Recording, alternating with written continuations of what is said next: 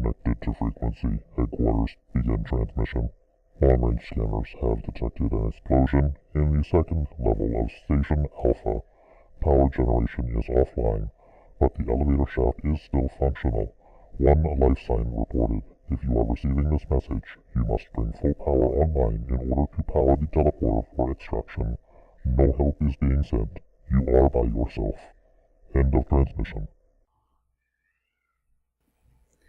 Hello peeps, and welcome to Material Energy Cubed, a new Minecraft series. Yes, I know I said I wasn't going to do a Minecraft for a while, but I got thinking, screw Microsoft.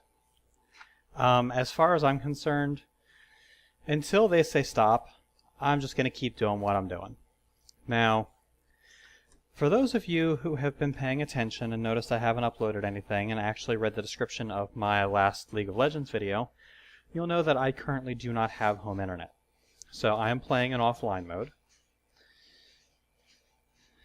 which you can see I'm currently wearing the ever so attractive Minecraft Steve skin because I can't connect to the servers to download my real skin. But yeah, new Minecraft series, and I think this one is particularly suitable for me right now because with me being offline, I am kind of, by myself as far as the great wide world is concerned. It's just me and Becca and the kitties. So, we are going to play this and revel in our solitude. Now, you also might be wondering, how am I going to upload videos if I don't have internet? Well, I'm actually working on getting a... There we go, let's turn some sound back on. I had it turned off while I did the intro. I'm working on getting an unlimited data plan for my phone, so I'm just going to record and render videos, and then I'm just going to upload them using my phone's internet. It'll be slow, but at least I'll be able to put out some content for you guys until I get, real good landline internet, which I have no idea how long that's going to take, so it's going to be at least a couple weeks. But I've now spent almost 2 minutes on the intro. Let's get on with it. So Material Energy Cubed is what they deem a spatial adventure. It makes heavy use of the fact that in Minecraft... Ooh, that's real dark. It makes heavy use of the fact that in Minecraft, with the Applied Energistics mod pack, you can get spatial storage, which allows you to store dungeons and farms and stuff like that, on storage cells. And we'll get to see that here real soon. I haven't really played too terribly far into this pack, but I've done a little poking around with it just to kind of get a basic idea of how everything works so that I could do it justice. So, there's a chest back here. Let's go ahead and open it. It says open me. Read Me by Parcel31U, who is the creator of this mod pack. He created this for Modjam, apparently. It's really good. Welcome to Material Energy Cubed. If this is your first time in a spatial energy adventure, please refer to this guide for details. In any case, if you lose the book, simply curl up on the floor and focus on breathing till you feel safe again. Rules? None. You're a rebel. Basically, this is unlike a lot of other mod packs like Agrarian Skies and anything like that. You start with an almost completely developed base. And what you're seeing here is not everything. There's stuff hidden all over the place, but this mod pack doesn't want you to play by any preset rules. It wants you to break the rules, play the game how you want to play, tear everything apart, rebuild it as you see fit, and basically just have fun. I like this mod pack already. Alright, so let's go ahead and put this back in here for now. And let's take a look at our quest book. HQM is in, however, hardcore questing mode is disabled. Now, this is not a hardcore adventure. As a matter of fact, the book here explicitly tells you you're going to die a lot. So, right now, the quests that we have unlocked: Left Alone, Pay to Win, Victory Monument, and that's it. Grayed out, we have Chemistry, Hell and Nightmares, Genetic Labs, Side Quests, and Lost and Found. Let's go ahead and start with Left Alone. Base Tour. Repeatable quest instant cooldown, which means basically you can do this over and over again. This basically just gives you a tour of the base. We've already been to the elevator. It's right over here. We've already been to the observatory, which is right over here. Wants us to visit the chemistry set. Well, over here, there is a chemistry set from Mindchem, which is also installed. Basically, it allows you to break down certain things into their chemical components, and then later on, we'll be able to put those components back together to do cool shit with it. Bet you never thought you'd be making methamphetamine in Minecraft, huh? Well, you can. Seriously, I'm not joking.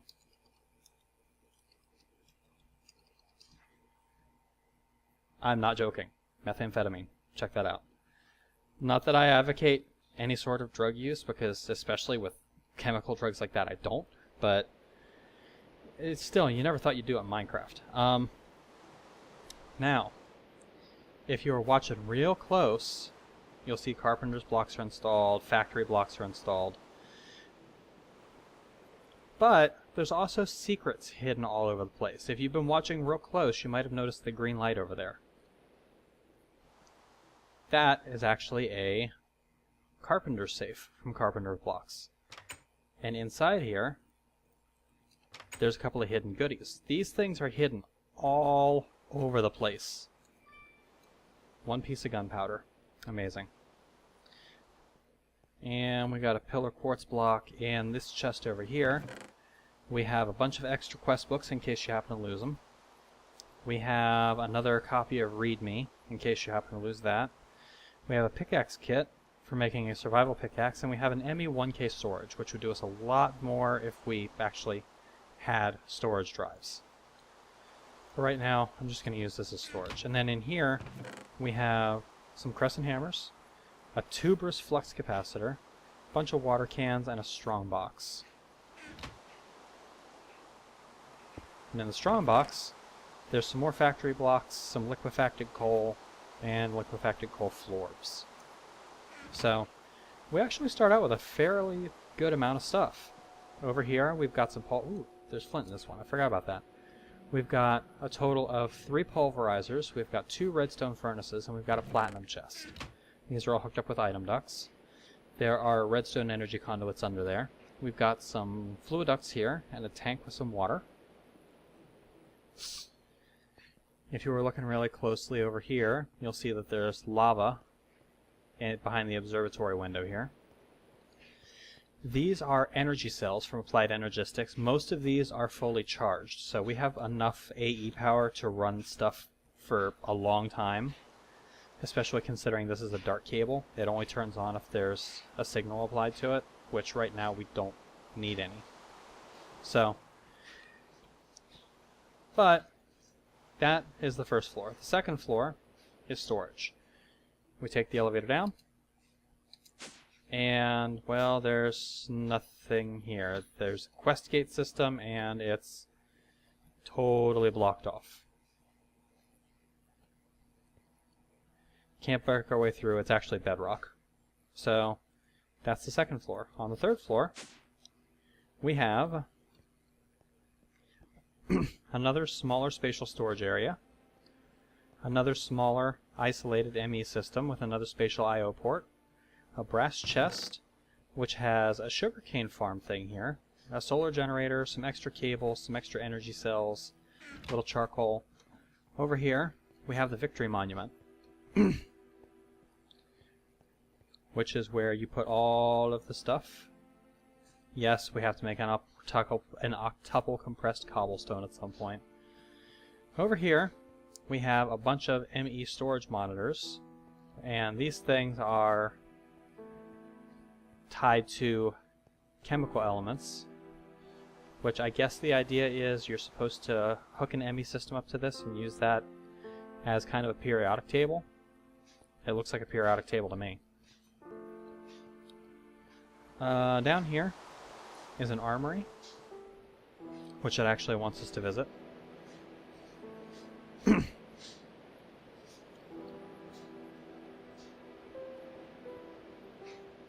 There we go. We apparently haven't visited the Victory Monument yet. Must have to walk up the center here.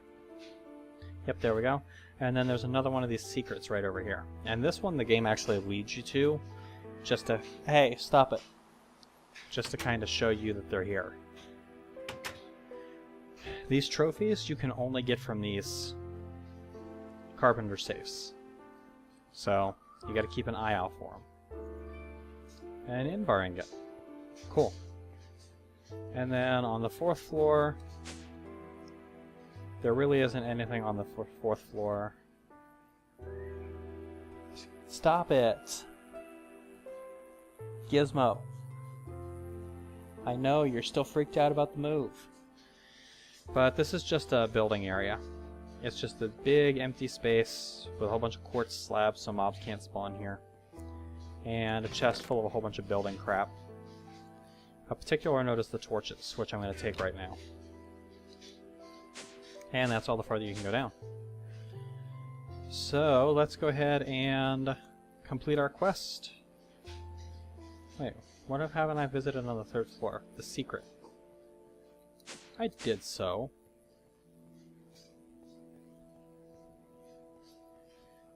I must not have been close enough to it. Secret, 1 meter away. Secret, 0 meters away. There we go. Now we got it visited.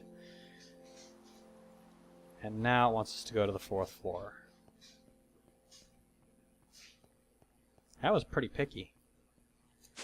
Okay, 4th floor visited. We can claim our reward, which is a cookie. We could go through and do this as many times as we want to get as many cookies as we want. But let's move on. Backup power. Should be a solar generator around here somewhere. Well, we saw it earlier. It's in this chest over here.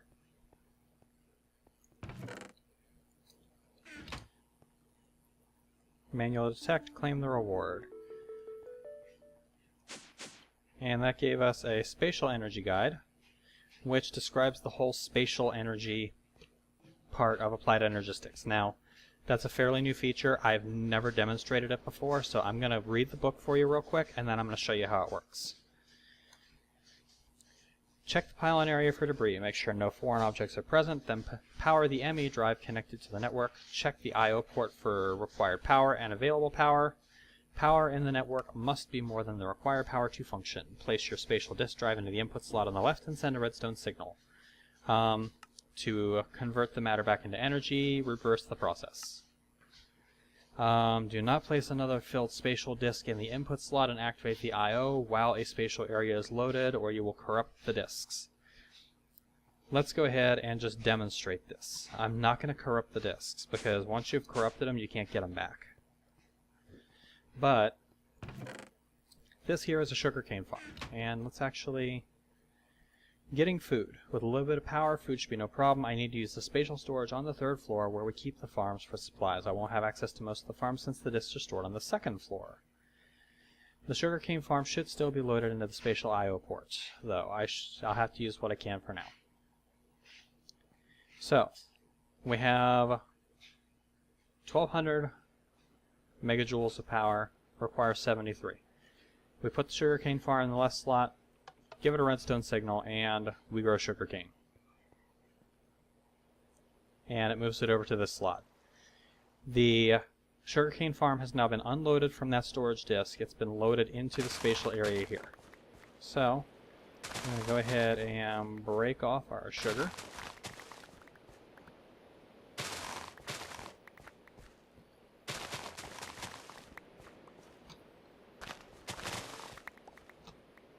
There we go.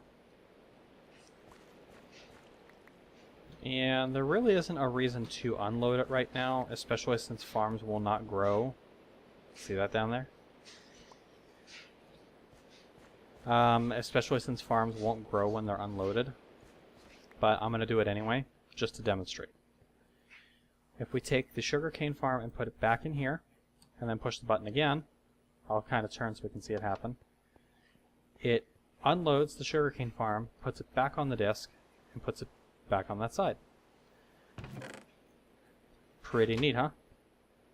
We've got a leadstone energy cell up here. This lever controls the power into this controller, so we can shut it off if need be. By default, when the lever is on, the power is off. Now, you guys saw this thing earlier, right? Let's come down here and grab this. Oh, look. Obsidian. Let's go ahead and give ourselves a way out of here, just in case we happen to find ourselves in a situation where we have something loaded up or we unload something and fall in. I bet that's a chest. We'll have to check it later. Alright, now these solar generators have two modes. We're going to go back upstairs and we're going to drop this thing down. I'm just going to pop it right down here. These things have two modes. They have a charging and a discharging mode. Right now it's in charging mode. If we give this thing a redstone signal, it will go into discharging mode. It gives you everything that you need to make a basic daylight sensor. Like right now, we're getting a redstone power of 12, which means it's... I'm actually not sure how daylight sensors work. Is it about noon that we're getting a power of 12? Anyway, the idea here is that you're supposed to use the stuff that it gives you to make an automatic switch so that this thing is charging during the day and discharging at night. Setting these things up, yeah, see, it's up just about noon, which is why we're getting such a strong signal out of it. The long and the short of it is, I don't feel like doing it right now. I'll set something up later. Actually, you know what? No, we're going to do it now. So, what I want is when this thing is emitting a very low redstone signal, I want it to apply a redstone signal onto this. So basically, I need an inverter.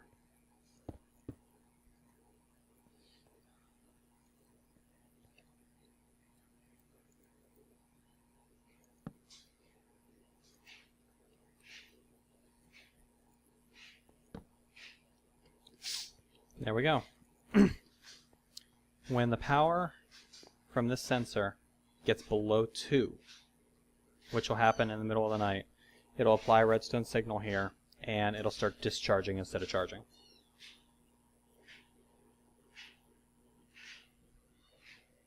I'll tweak this later, but... I hear you. Mew. Mew. Someone's lost. Okay. Carpenter's safe hidden there. 10 coal ore, a pickaxe kit, and a shovel kit. Shovel kit will be handy soon. Who is screeching?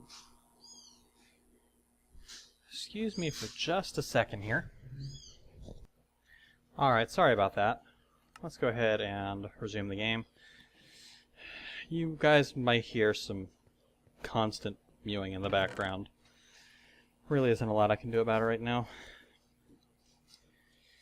Alright, let's go ahead and store all of our crap. And let's read this. We can claim our reward, which is a reward bag, a decomposer guide, and a bed. Just gonna put the bed right there. Alright, the decomposer guide is for Minechem. Basically, put the decomposer down. Time machine. Unstable 5. Huh. Clock with unstable 5.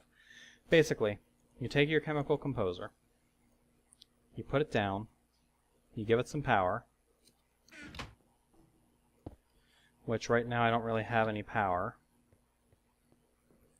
So we're going to come over here and we're going to override this to charge that.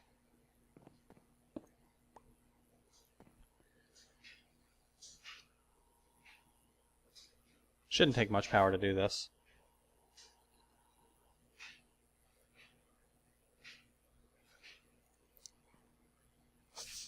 Okay, while that runs, general chemistry. Actually, we have to do this before we can start out. Sucrose.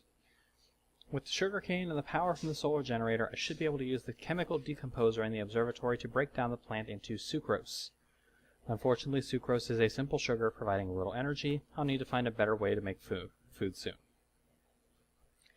Getting sucrose from sugarcane is only a 65% chance. Maybe if I craft it into pure sugar, I'll have a higher percentage. If we take a look at the uses for sugarcane, you can still make paper, you can still make sugar, you can still make the humidifier upgrade. Gendustry is installed, one of my favorite beekeeping mods. Pulverizer for 2 sugar. Chemical decomposer gives you a 65% chance of getting sucrose, 2 hydrogen, and 1 oxygen.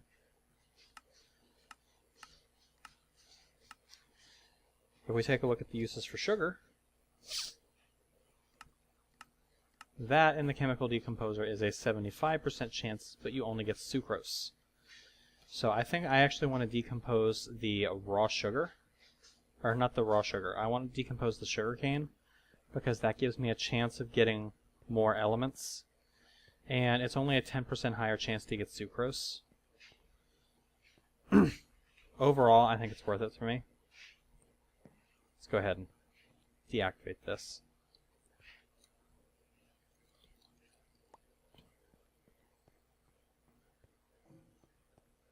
We're starting to get a little hungry, so we're gonna go ahead and power this thing. There we go. And why are you not charging? There. Now you're charging. Okay, if we take and we put sugarcane in the top, it's going to start breaking down the sugarcane to give us sucrose, which is a chemical composition of C12H22O11. Yes, you actually do get to do chemistry. With a chemical synthesizer, if you take 2 hydrogen and 1 oxygen, it actually does give you water. Okay, so that got us a little over a stack of sucrose, and some hydrogen and some oxygen besides.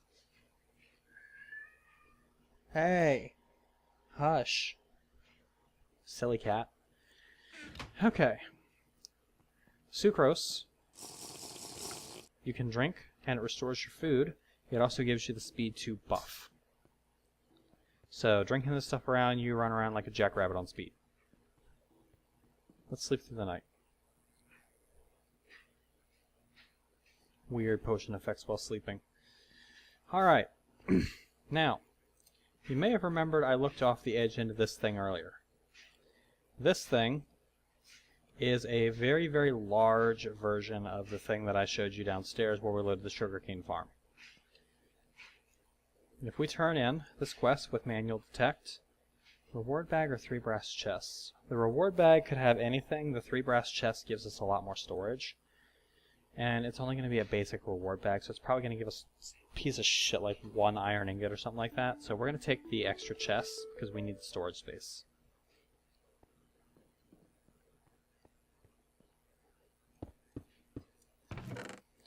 Okay, there we go. Kitty. Hebe. What are you doing? I don't even want to know. Okay, we have an inclusion chamber, which is a purple dot. Blue dots get loaded downstairs, purple dots get loaded upstairs. Let's go ahead and load our first large port. Now, you may notice that there was no power in here. 0 Minecraft joules required, 0 available. Here, energy stored, 0. If we push this button, it's going to connect this dark cable. We're going to get a sudden shot of energy from the energy cells. It's going to instantly fill this controller, and at the same time it's going to activate the spatial I/O port. So this actually will work. Until the point that you put a second controller on this line, or you move this controller, or make some other drastic change to the ME system here, this does work. By pushing this button, we have loaded our inclusion chamber. Pretty nifty, isn't it? Alright. The inclusion chamber. Bigger spatial cells can be used in the spatial I/O port in the middle of the observatory, blah blah blah. The inclusion chamber contains many resources that I can use to repair the station. There shouldn't be any disturbances in the chamber. Well, if you're watching the minimap, you know damn well there's disturbances in the chamber. So let's go downstairs. We're going to take a walk down here. Oh, there's a disturbance. Baby spider. Dead baby spider. And at the moment I don't have a weapon, so. But here's the dirt chamber that it was talking about, so we have visited that. We can claim a reward. We're going to claim the Selenitial shovel. I have absolutely no idea which one of these is the best choice, because this is all metallurgy stuff, and I've never really messed with metallurgy, so we're going to take that one because it looks the coolest, I think. Also gave us some leather pants. Digging for saplings. There should be a number of saplings buried within the compost pile along with some bone meal if I'm lucky. Well, let's start digging. Okay, it's a pretty fast shovel. Now, I don't know where all of this stuff is. I have played to this point before, so I know that there is... Hi.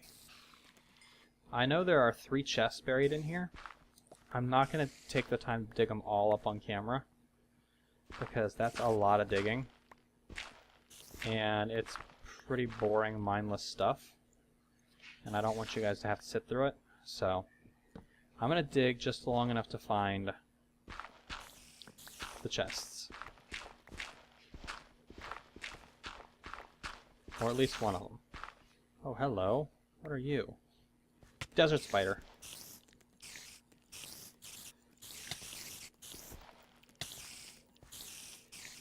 And as you might be able to see from the nameplate, Special Mobs is installed.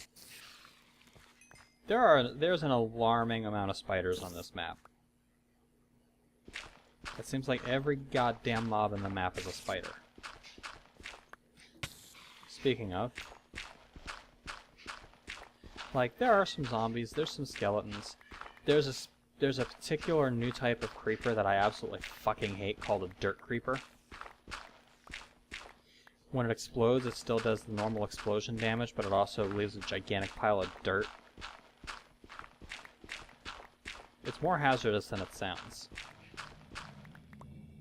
Because now not only are you taking the damage from the creeper, but you're potentially taking suffocation damage too. And I am very, very hurt. Let's go ahead and eat my cookie. And swill some sucrose. Oh, there's a chest there. Sucrose only gives half a heart, or half a food bar, and no saturation, so birch saplings.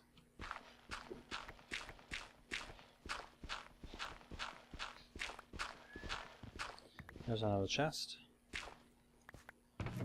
Hey, there we go. Bone meal and some more saplings. And I'm pretty sure there's one more chest down here. I'm pretty sure this one's on the bottom level. I think it's on the actual floor, so it should be pretty easy for us to find. Oh wait, no, that's that one. Shut up, you ridiculous cat.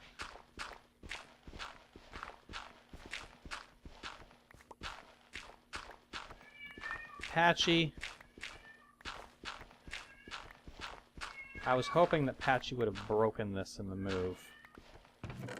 Apparently not. If anything, he's gotten almost louder at times. I'm wasting a lot of time just digging for this thing.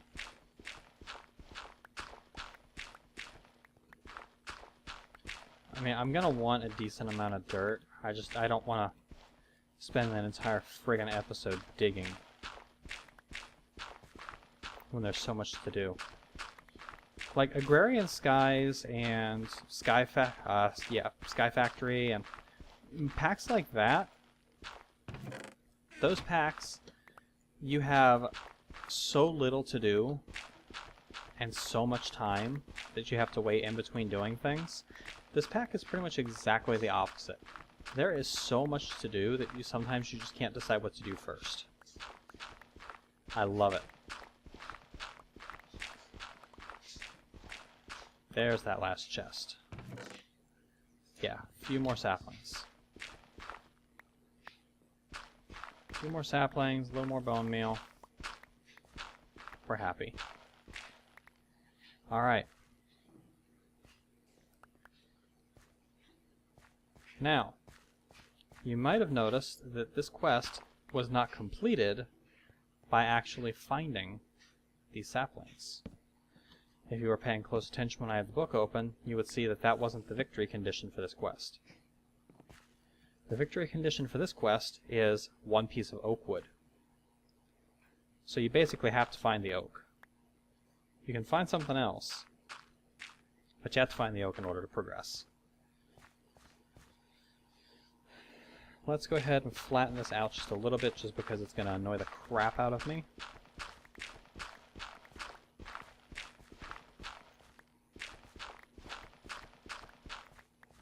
I'm not going to bother filling in the trench though, because I'm going to come back here off camera and dig it. Let's go ahead and plant our oak sapling. Give it some bone meal. Punch out a piece of wood.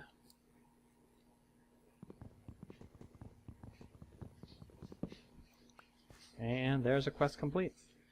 Claim reward. Well, we got spruce saplings, we got oak saplings, we didn't get any jungle saplings, so I'm going to take those. I'm pretty sure you can make them with Minechem, but I'm not 100%, so I would like to have a representation of every type of sapling just in case I need jungle wood down the line.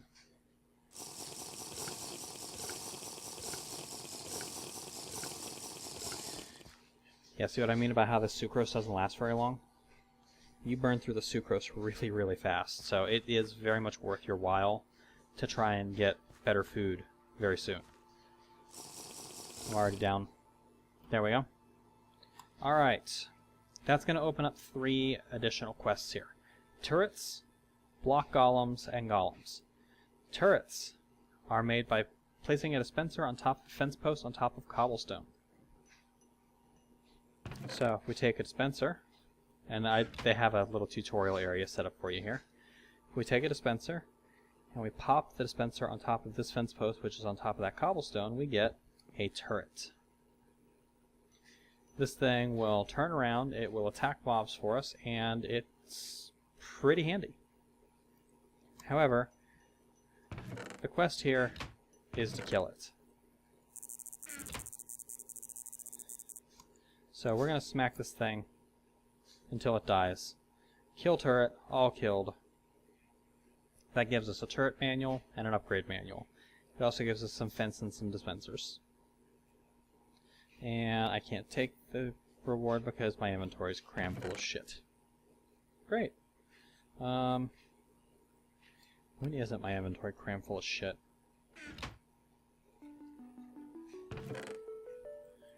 I'll come back here and move this stuff off camera. I actually want the bones on me. Crafting Golem. Crafting Golem is made by taking a skeleton skull. May as well have both of them.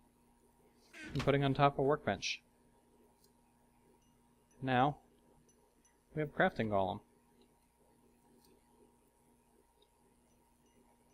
Now, I don't know that this is particularly useful, because I don't know if there's a way to get it to follow you. But it doesn't matter because our quest right now is to kill it. So, give us a few extra skeleton skulls and then the bound soul. This thing is creepy as shit. Take a pumpkin, put it on top of 2 soul sand, and you get fucking Herobrine. Ugh. Anyway, the idea behind this is that it is a bound soul. It is designed to help you. It follows you around. You can equip it with weapons and armor. It kills stuff for you. Patchy, knock it off. Patchy, shut up. I was hoping I'd be able to record in peace, but that obviously ain't gonna happen. Alright. We killed our bound soul. Claim the reward. 10 soul sand and a golem manual. Time to mine. We need 10 iron ore, 1 gold ore. Patchy! For fuck's sake, cat. Alright. Time to mine. Now, I'm pretty sure the survival pickaxe is not strong enough for me to actually do anything with. But, in here, it actually gives you a couple of spare pickaxes. Let's empty the inventory a little bit here. And then I'm actually getting pretty close to having to call it an episode here. I'm going to take the sucrose with me. And I'm just going to leave all of that crap there. And then I'm going to leave some more crap in here.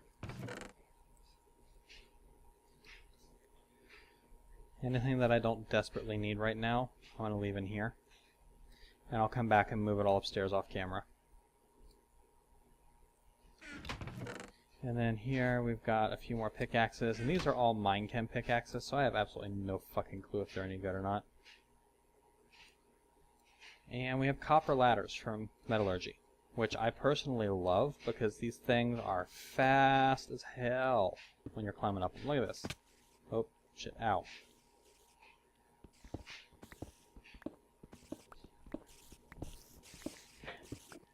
I'm going to dig out a few pieces of cobblestone here so we can finish our stairway here.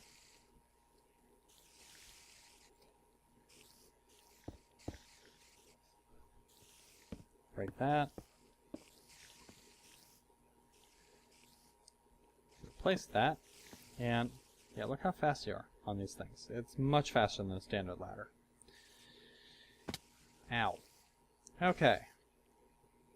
Now, I know where to finish this next quest.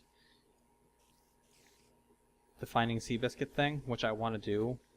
It's at negative 414, 11, 977. The easiest way to get there is to come up here, just like right on the other side of there, and just dig straight. Dig straight until you hit the end wall.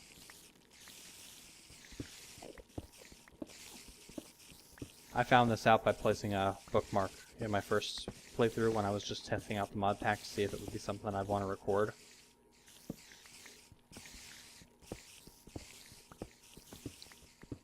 So, I'm kind of using knowledge that I already had, but you keep digging until you hit this factory block.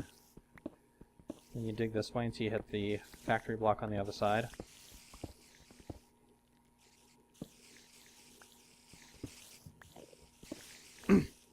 Then if you break through here, you can see the pasture down there.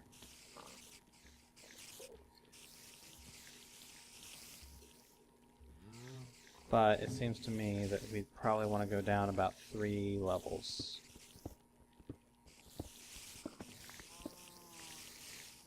So probably right about here is where we actually want to dig through. Yeah, that should do it. And then we're going to use some cobblestone to make us a bridge.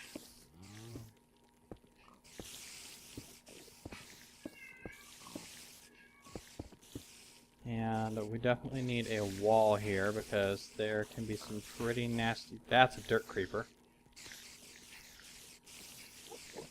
Not a derp creeper, although it was pretty derp.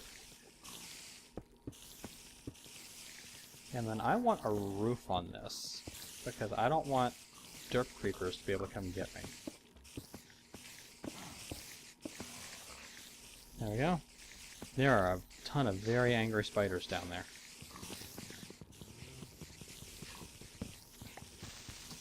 That was a dirt creeper.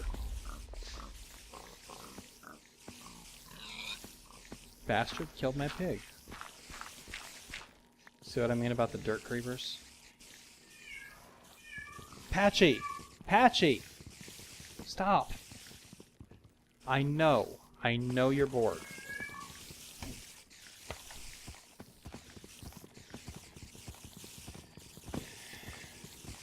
Stop.